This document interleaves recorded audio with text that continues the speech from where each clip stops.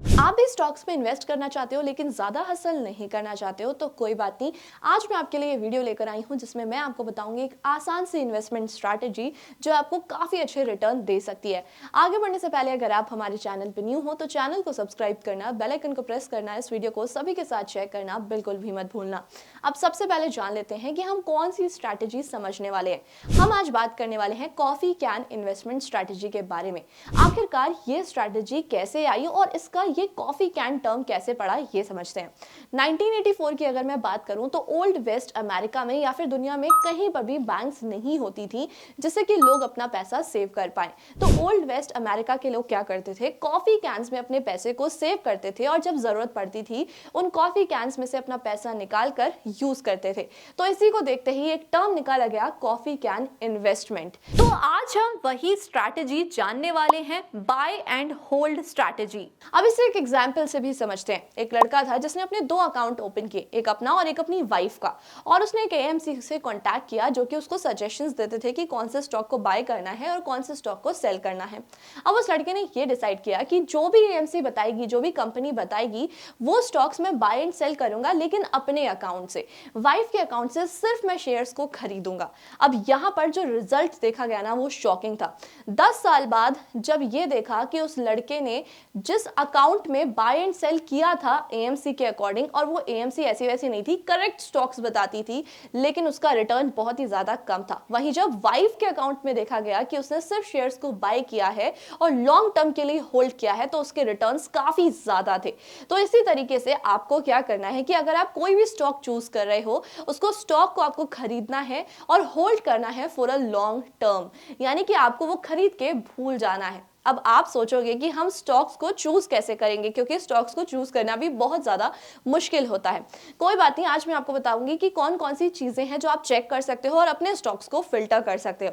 अब सबसे पहली चीज तो बात करते हैं मार्केट कैप की। अगर आप कोई भी कंपनी देख रहे हो तो उस कंपनी का मार्केट कैप 100 करोड़ से ज्यादा का होना चाहिए या फिर 100 करोड़ होना चाहिए। अब ये तो कॉफी कैन का मिनिमम क्राइटेरिया है, लेकिन हम अगर अपनी बात करें तो 100 करोड़ की कंपनी काफी ज्यादा कम मार्केट कैप वाली हो सकती है, छोटी कंपनी हो सकती है।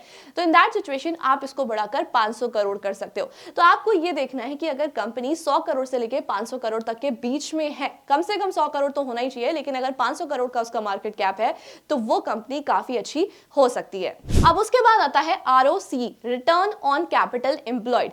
वो कम से कम 15% और 15% से ज्यादा होना चाहिए। अब आरओसी क्या होता है? अब कोई भी कंपनी अपने बिजनेस पर पैसा लगा रही है तो उस लगाए हुए पैसे से वो ज्यादा यानी कि 15% एक्स्ट्रा कमा पा रही है या फिर नहीं कमा पा रही है, वो हमें देखना होता है। अगर वो कंपनी अपने लगाए हुए कैपिटल पर 15% या फिर उससे ज्यादा नहीं कमा पा रही है तो वो कंपनी आपको अच्छा रिटर्न प्रोवाइड नहीं करा पाएगी। बहुत ही कम केसेस में ऐसा होता है कि उनका जो प्रॉफिट है वो कम है और आपका रिटर्न ज्यादा हो रहा है।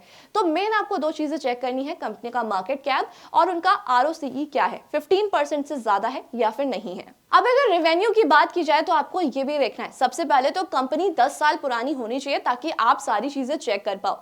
अगर कंपनी नई होगी तो आपको लगेगा कि कंपनी जब नई होती है ना तो वो बहुत जल्दी से ग्रो करती है, तो इन दैट सिचुएशन आपको थोड़ा सा प्रॉब्लमैटिक हो सकता है। तो आपको हमेशा ये देखना है कि कंपनी 10 साल या फिर उससे ज्यादा पुरानी होनी चाहिए ताकि आप सारी चीजें इजिली चेक कर पाओ। अब आपको ये देखना है कि कंपनी का जो रेवेन्यू है वो ईयर ऑन ईयर 10% से इंक्रीज करना चाहिए। अब हम कुछ एक्सेप्शनल ईयर्स को हटा सकते हैं, जैसे कि कोविड के टाइम पर बहुत सारी कंपनीज ने लॉस फेस किया था। तो अगर वो एक्सेप्शनल ईयर्स को हटा भी दिया जाए तो आपको ये देखना है कि कंपनी कंसिस्टेंट है या फिर नहीं है, अपने रेवेन्यू को इंक्रीज कर पा रही है या फिर नहीं कर पा रही है। अब आपको ये भी देखना है कि जो कंपनी का डेट टू इक्विटी रेशियो है वो क्या है। 0.5 से हमेशा उस कंपनी का डेट टू इक्विटी रेशियो कम होना चाहिए। अगर 0.5 से ज्यादा है तो इन दैट सिचुएशन ये माना जाता है कि कंपनी के ऊपर बहुत ज्यादा कर्जा है और इस वजह से वो आगे आने वाले टाइम में डूब भी सकती है। तो आपको मेन ये भी चेक करना है कि कंपनी के ऊपर कितने बोरोइंग्स हैं, 0.5 से ज्यादा है या फिर कम है। एक और चीज आपको चेक करनी है जब भी आप किसी भी स्टॉक को फिल्टर करो कि वो कंपनी अपने नीश में यानी कि अपने सेक्टर में लीडर है या फिर नहीं है। जैसे कि अगर कोलगेट की बात की जाए तो कोलगेट बहुत बड़ी कंपनी है और अपने सेक्टर में सबसे बड़ी और लीड कंपनी है। वहीं अगर पीडीलाइट की बात की जाए तो पीडीलाइट ज्यादा बड़ी कंपनी नहीं है, लेकिन यस अपने सेक्टर में लीडर है। तो जरूरी नहीं है कि कंपनी बहुत बड़ी हो, लेकिन अपने सेक्टर में लीडर होनी चाहिए ताकि आप उस पर ट्रस्ट कर सकें और आपको ये पता चल सके कि हाँ, आने वाले टाइम में ये कंपनी काफी ज्यादा इंक्रीज कर सकती है। अब आप इन तरीकों से अपने लिए स्टॉक्स को फिल्टर भी कर सकते हो और उन्हें चूज कर इन्वेस्ट भी कर सकते हो। अब इससे प्रॉफिट ये होगा कि अगर आप इन सारे क्राइटेरिया से अपने लिए स्टॉक को लिस्ट करते हो या फिर फिल्टर करते हो तो आप कोई भी गलत स्टॉक चूज नहीं करोगे। जो मैंने क्राइटेरियाज आपको बताए उन क्राइटेरियाज के अकॉर्डिंग जो कंपनी हम चूज करेंगे वो कंपनी काफी ज्यादा बड़ी होगी और वो सालों से चलती आ रही है, कंसिस्टेंट है, हमें ये भी पता चलेगा। तो आगे आने वाले टाइम में हो सकता है वो कंपनी और भी ज्यादा ग्रो कर जाए। अब इस चीज से आपका क्या होगा कि लॉसेस बहुत ज्यादा मिनिमाइज हो जाएंगे। अगर आप बार बार ट्रेड करते रहोगे, बार बार स्टॉक्स को बेचोगे और फिर खरीदोगे तो इन दैट सिचुएशन आपका जो रिस्क है वो बहुत ज्यादा इंक्रीज हो जाता है और आपके लॉसेस भी इंक्रीज हो जाते हैं। तो कॉफी कैन इन्वेस्टमेंट जो है ना वो काफी ज्यादा इंडिया में पॉपुलर हो गई है, one of the most popular investment strategy हो गई है, क्योंकि लोगों को इससे ये समझ में आता है कि हमारा जो लॉस है ना वो काफी ज्यादा कम होने वाला है इससे। अब फटाफट एक बार एडवांटेजेस की बात करते हैं। सबसे पहले अगर एडवांटेज की बात की जाए तो ये काफी ज्यादा लेस एक्सपेंसिव होता है। अगर बार बार आप स्टॉक्स को खरीदोगे या फिर बेचोगे तो इन दैट सिचुएशन आपके हैवी ब्रोकरेज चार्ज भी लगते हैं और टैक्सेस भी लगते हैं। तो अगर आपने एक बार स्टॉक्स को खरीद के होल्ड करा है फॉर अ लॉन्ग पीरियड तो आपके ब्रोकरेज चार्ज भी बहुत ही कम या फिर ना के बराबर लगते हैं और साथ में आपके टैक्सेस भी बहुत ही ज्यादा कम हो जाते हैं। लॉन्ग टर्म गेन पर आपको जरूर टैक्स लगेगा, लेकिन यस, आपको बार बार टैक्स पे नहीं करना पड़ता। तो ये आपके लिए एक फायदा होता है कि लेस एक्सपेंसिव होता है। उसके बाद अगर बात की जाए मार्केट से कंपेयर करें तो मार्केट से काफी ज्यादा ये अच्छा परफॉर्म करता है। कई बार ऐसा होता है कि निफ्टी 50 के रिटर्न्स को भी ये बीट कर देता है। तो इन दैट सिचुएशन हम ये मान सकते हैं कि इसकी मार्केट से भी अच्छी परफॉर्मेंस होती है। तीसरी चीज यहाँ पर आपको कंसिस्टेंसी देखने को मिलती है। ऐसा नहीं है कि मार्केट नीचे जा रही है तो इससे आपको लॉस हो रहा है, कंसिस्टेंट रहेगा आपका अमाउंट और आगे आने वाले टाइम में आपको प्रॉफिट होगे ही मिलेगा। अब एक बार डिसएडवांटेजेस की भी बात कर लेते हैं, क्योंकि अगर किसी चीज के प्रोस होते हैं तो कॉन्स भी होते हैं। सबसे पहले चीज मैंने आपको ये बोला कि आपको इसे लॉन्ग टर्म के लिए होल्ड करना होगा, लेकिन हर किसी के लिए अपने इन्वेस्टमेंट्स को लॉन्ग टर्म के लिए होल्ड करना थोड़ा सा मुश्किल हो जाता है, क्योंकि जब हमें पता होता है ना कि हमारा पैसा कहीं पर इन्वेस्ट हुआ है और इमरजेंसी आ जाती है तो हमारे माइंड में यही चलता है कि वहां से पैसा निकाल के यूज कर लिया जाए। तो इन दैट सिचुएशन सबसे बड़ा डिसएडवांटेज यही होता है कि लोग इमरजेंसी में उस अमाउंट को यूज नहीं कर पाते, तो यहाँ पर आपको ना लिक्विडिटी देखने को नहीं मिल पाती। अब अगर दूसरे डिसएडवांटेज की बात की जाए तो काफी कम कंपनीज आपको यहाँ पर देखने को मिलेंगी। जो क्राइटेरियाज मैंने आपको बताए उस पे काफी कम कंपनीज ही क्रॉस कर पाती हैं। थर्ड डिसएडवांटेज ये है कि स्ट्रैटेजी को लेकर अभी तक कोई भी म्यूचुअल फंड नहीं आया है।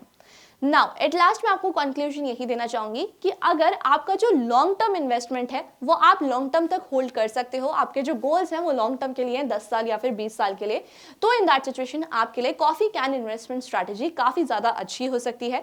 वही अगर आप 5 साल या फिर उससे कम के लिए इन्वेस्टमेंट करने वाले हो तो आपके लिए ये इन्वेस्टमेंट ऑप्शन अच्छा नहीं होगा, क्योंकि अगर हम रिटर्न्स को कंपेयर करें ना तो 5 साल के बाद ही ये मार्केट को कंपीट कर पाता है और मार्केट से अच्छे रिटर्न्स आपको प्रोवाइड करा पाता है। लेकिन अगर हम 2 साल या फिर 3 साल की बात करें तो in that situation index fund जैसे कि निफ्टी 50 आपको अच्छे रिटर्न्स प्रोवाइड कराते हैं। तो कॉफी कैन इन्वेस्टमेंट स्ट्रैटेजी काफी अच्छी स्ट्रैटेजी है स्टॉक्स को फिल्टर करने के लिए, साथ में इन्वेस्ट करने के लिए और साथ में अच्छे रिटर्न कमाने के लिए। लेकिन यस, इसको आपको लॉन्ग टर्म के लिए ही होल्ड करना है। अगर आपके शॉर्ट टर्म गोल्स है तो ये स्ट्रैटेजी आपके लिए काम नहीं करेगी। सो एट लास्ट आई होप आपको इस स्ट्रैटेजी के बारे में सब कुछ क्लियर हो गया होगा। अगर स्टिल आपको कोई भी कंफ्यूजन है आप मुझे कमेंट कर पूछ सकते हो। अगर अभी तक आपने इन्वेस्टमेंट स्टार्ट नहीं की है, आप स्टॉक्स में इन्वेस्ट करना चाहते हो तो उसके लिए आपको एक डीमैट अकाउंट की जरूरत जरूर पड़ेगी। उसका लिंक आपको हमारे डिस्क्रिप्शन बॉक्स और पिन कमेंट में मिल जाएगा। आप फ्री में डीमैट अकाउंट ओपन करा सकते हो और साथ में उसमें रेफर एंड अर्न भी कर सकते हो। इस वीडियो को जितना हो सके उतना शेयर कर देना और ऐसी इन्फॉर्मेटिव वीडियोस को देखने के लिए हमारे चैनल को सब्सक्राइब करना, बेल आइकन को प्रेस करना बिल्कुल भी मत भूलना। Thank you so much.